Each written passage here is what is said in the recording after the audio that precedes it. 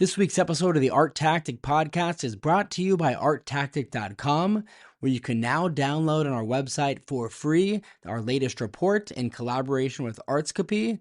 It focuses on African women artists at auction between 2016 and 2024. And beyond that, you can download any of our regular reports on ArtTactic.com. And don't forget to use the promo code PODCAST15 and save a 15% discount by being a loyal podcast listener. Thanks for listening to the ArtTactic Podcast. I'm your host, Adam Green. In today's art world, we're constantly immersed in the now. What's trending, who's rising, where the market's moving. Especially when it comes to contemporary art and the contemporary art market, the focus tends to be on what's happening in the present. But I think it's just as important to pause and look back, to understand how the art market was formed, and to hear the stories of the figures who helped shape it into the global market that it is today. And that's why in this week's episode of the podcast, I'm excited about our conversation with James Stourton, British art historian and former chairman of Sotheby's UK. His new book, Rogues and Scholars, A History of the London Art World, 1945 to 2000. It's a rich, behind-the-scenes look at how the art market in Britain really evolved over many decades, from landmark auctions and dealer rivalries to the rise of the buyer's premium and the shifting power dynamics that ultimately made the art market the global marketplace that it is today. I also think it's really important to listen to voices like James's, people who have seen the art market go through real cycles and structural shifts. Their stories don't just give us perspective on where we've been, but I think they can also help us make sense of the present and even anticipate what might come next. We hope you enjoy the conversation. Thanks so much for listening.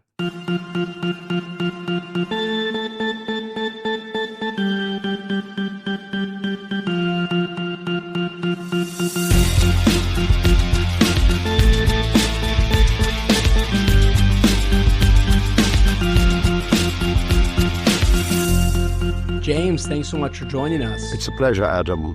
Thank you for having me. Absolutely. I really enjoyed your book and love learning about the history of the art market. So your book was really illuminating for me. So one of the first major events that you look into in detail in the book occurs in 1958. It was the Jakob Goldschmidt auction. I wasn't familiar with it.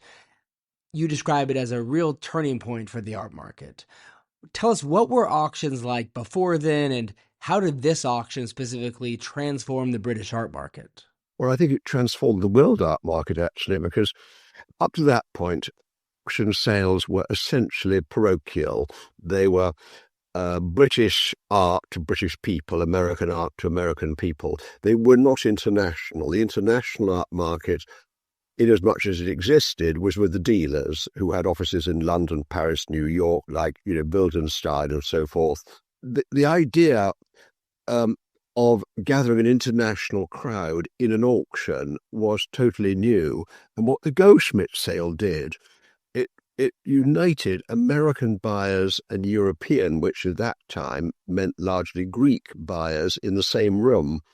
And what made that possible was technology. It was about the jet aeroplane coming to London the year before.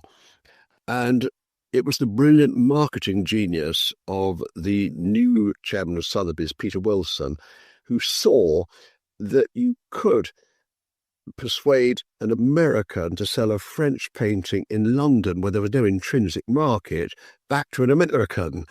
And that created overnight, instantly, that night actually, in 20 minutes, because this was a sale that was so radical. Most auction sales up to that point were very trade affairs, rather dusty.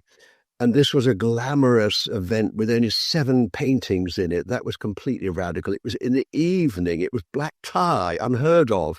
There were movie stars in the front row. There were television cameras. All this made it the first event sale of the modern era.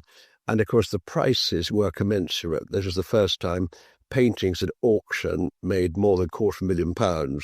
So everyone knew that night the world had changed and the dynamics had shifted from the dealers to the auction houses. French Impressionist paintings was going to be where the market was, and Sotheby's was going to be the dominant force. So it was and London was going to be the dominant force. So it was quite a package of change. That's really incredible. And within your book, you also describe the longstanding rivalry between the auction houses as well as between them and the dealers. How did all those rivalries start? And for example, I know you touch on the creation of the buyer's premium, and that actually caused some tension between the auction houses and the dealers responded. Tell us how all of that went down. Well, there's quite a few questions and all that, Adam. I'll try and take them one by one. Sotheby's and Christie's were, funny enough, they were not rivals. They were actually very symbiotic until the 1930s. Christie's did the art, Sotheby's did the books, and they had a cosy monopoly of all the great families of Britain doing that. And what changed was Sotheby's began to break into the other areas, into selling old masters and works of art. That didn't really matter because it was only in the post-war era that suddenly it became a rivalry. And I think the Goldschmidt sale overnight transformed that into a kind of, one of the great duopolies, the Coca-Cola, Pepsi-Cola kind of rivalry. So that was very much a post-war thing when Sotheby's had a vaulting ambition. At first, Christie's didn't see any need to worry. They had all the loyalty of the old British families, and they thought, but where Sotheby's was going was internationalism. Foreigners, Europeans, Americans, Greeks, and they saw Impressionism as the future, and Christie's were not up with modern paintings. So they were busy selling old Martitians for dukes, so to speak, whereas Sotheby's looked for new places and looked for new art. So gradually, Christie's realised that this was where the market was going, so they then began to fight back. The dealers, of course, were horrified by this. They couldn't believe that, the market was suddenly going to these auctioneers who they always thought of as their supplier. And because of the enormous expansion of the auction houses, they needed more money, basically. They needed to make more money. And what the buyer's premium did was it made the auction houses profitable again because they were becoming unprofitable. Their costs were too high. Where did it come from? Well, it actually came from Switzerland, of all places. In some cantons, they were charging a buyer's premium, really like a VAT or something. And it was noticeable. I mean, there was in the porcelain world, one of the Christie's directors pointed out that they were losing business because these people charged this buyer's premium and could cut sellers' premium where Christie's couldn't. So the idea came from the continent in a very small way, and then it was adopted by both houses. Was there collusion? Almost certainly yes, in my opinion. Yes, I think there was. Not at the highest level. I think it was all rather hush-hush. But I think it was a collusion. And of course, the dealers, again, were utterly horrified. And they, about 6 years, tried to run it through the courts with no success. And in the end, they got some minor concessions, that in future all sales would be reported, including the buyer's premium and that kind of thing. But it was here to stay. But the relationship with the dealers was damaged and it never fully repaired. It was after that, it was always them and us. And I know you touched on the 1958 Goldschmidt auction, which was a pivotal point for the art market. But can you think of one or a couple of key turning points during the history of the art market that enabled it to become a truly global marketplace? I think the art market remained pretty stable. Okay, it shifted the top items from London to New York, but Sotheby's and Christie's maintained their monopoly of the duopoly, and London and New York maintained their complete control over them. Everything began to change, really, at the end of the millennium, and that was about the global globalization, and it was about the internet. And globalization meant that suddenly you had these new markets arising in places like Moscow, Dubai, Doha, and these suddenly became competitors. And I don't think Sotheby's and Christie's really had a response to them. They'd been so used to having the monopoly, And when they were challenged, it was always on their own ground. Phillips or, Dupuy. These were always people trying to beat them at their own game in London, New York. But there was nothing they could very much do when people were opening up these new markets, in other places. But the internet really was the great change, because suddenly, a small auction house in Malmo could have as big a good a portal as Sotheby's in London. A well-designed a portal anyway. And what it meant was that dealers were no longer fixated on Sotheby's and Christie's. They were now looking at the sales, probably for sleepers being unrecognised items, of 500 or 600 auction houses in a week. So the focus shifted completely. And I think London and New York began to lose their hegemony. I think Sotheby's and Christie's began to lose it a bit. And the crucial point here was the new market that came up and took over everything was contemporary art. And of course, contemporary art, being a primary market, was a dealer market. So it brought back power to the dealers. And, a dealer like Larry Gagosian became at least as powerful as Sotheby's, and probably much more powerful. So all these were major disrupting factors in the changing world. And so as the chairman of Sotheby's UK, you really had a front row seat at the auction house during some really pivotal moments in the art market's evolution. What are some that come to mind that occurred while you were at Sotheby's that you think most shaped the broader market that we see today? I think it was quite slow, the evolution. I think, I mentioned one, the gradual shift of the most important items to New York was one. I think another was the loss of the middle market. I think as we began to be run from New York, they didn't really have a middle market or want a middle market or need a middle market in New York. Whereas in England, or in Europe, I should say, we were running big clients who had big schlosses and stately homes, and they had items in every area of life at every level. So we had to do valuations for them, and we needed that expertise. So we were much more keen on selling, all areas and all levels, and that began to erode. And that was partly, I think, the accountants thought that it was less profitable, the lower end, although it often came in with much higher commission. Another thing that changed the market very much was in the light of what was called the dispatches scandal, which was the exposure of the looting of antiquities and the way in which auction houses were accepting property for sale without really going very much into the provenance. And they were effectively from dealers who were, 1-2 steps away from looters. And that really brought in compliance.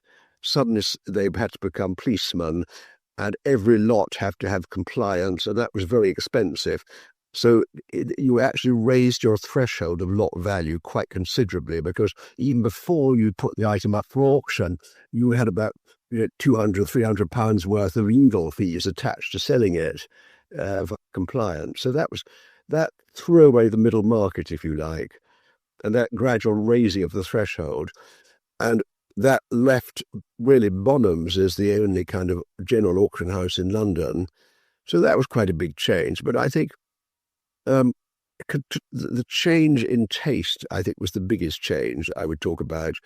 And that was when I joined Sotheby's. It was all about old master paintings, and above all, Impressionist paintings. Impressionists were king and old masters were queen. And after the collapse of the Japanese property market, the market, when it recovered, was a contemporary art market. And that was because the clients had changed. A generation had gone and a new generation was coming up. And they were a pop generation, and they were much more comfortable with contemporary. They didn't really want or even understand old master paintings. And Impressionists were seen as the plutocrat's taste of yesterday.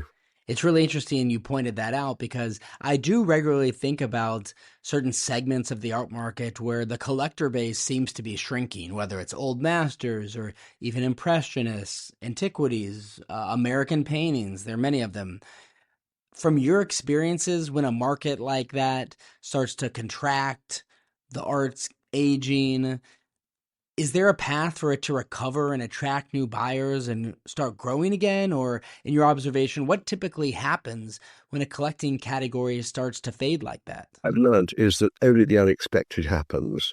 That one of the great changes that I've outlined over the last 10 minutes could have really been predicted. And as the world changes, the art market changes. A lot of that is to do with economics. We had the end of the Cold War, the opening up of Eastern Europe, the opening up of China. These are all massive sort of global, ramifications that had a concomitant effect on the art market. And nobody was going to predict 20 years ago that the Chinese market would be dominant. I've always thought part of the fun of the art market was its unpredictability. And that, of course, leads to opportunities. There's a lot of areas that today you might consider to be undervalued, or at least you could buy them, afford to buy them in a way you couldn't 20 years ago or 30 years ago.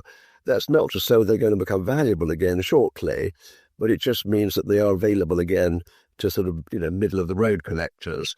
So, there's always as one market goes down, that then finds a new set of buyers at a new level. What is perhaps more frightening is the huge international investment in contemporary art and where that will lead, and how many of these artists will remain in the canon in 10 years, 20 years' time. And that's, I think, pretty much a story that you would have told in 1880 as well, if you looked at what was sent to the Salon in Paris or the Royal Academy in London. Probably about a tenth of it would be recognizable to us today, or would be in the top bracket. The rest you would smile at. So that's a part of the process that continues. And so I want to end by getting back to your book, Rogues and Scholars. When you're reading it, there's really a sense of nostalgia for a time when larger-than-life characters shaped the art world. You discuss several of these types of figures in your book. Do you think today's art market still allows for that kind of personality, or has the structure of the industry, the professionalism of the industry, the amount of money in the industry made it harder for these types of figures to emerge and really exist in the marketplace? I think there's no doubt that I don't think it's just the art market. I think the world in general was more characterful in the 1960s or 70s, which is the kind of heart of my book. I think people were able to express their individuality much more. People were much more, there were many more sort of eccentric individuals, shall we say. I mean, I tell a number of stories about them, as you say, and one of my favorite stories is Monty Bernard, who was a sort of wonderful guy who everybody loved, actually bribing a train driver not to stop at a station so he could get to this sale and buy an item, and none of the other dealers would get there. Well, no one would do that today. No, definitely not. And actually, nobody really minded. Everyone thought it was quite funny that he was able to bribe a engine driver and buy this sleeper in a country house sale. And the art market's it has definitely become more managerial and more corporate. And that, it's a more regulated, it's a more sensible business in some ways. It's probably, we still have terrible stories of people peddling fakes and, but it's, in general, it is a more regulated, more sane market. And it was, the world of the 1970s and 60s was a world where there were far fewer books, there were far fewer experts, and dealers could basically say something was by Turner, and there was virtually nobody to challenge them. So you could get away with much more. That changed completely. The stringency, the legal requirements, and I mean that had to be a good thing, that people felt much more confident in what they were buying. So I think the expertise has improved out of all recognition. That's probably one of the major changes in my lifetime, certainly. And the sheer number of, catalogue raisonné and books. But people are still being offered fake, so. Well, I'm certain that occurs less regularly today than perhaps it did decades ago. James, thanks so much again for coming on the podcast and sharing some incredible stories from your new book, Rogues and Scholars, A History of the London Art World, 1945 to 2000. You can buy it now on Amazon or wherever you get books. James, thanks so much again. Thank you, Adam. Thank you. It's a great pleasure.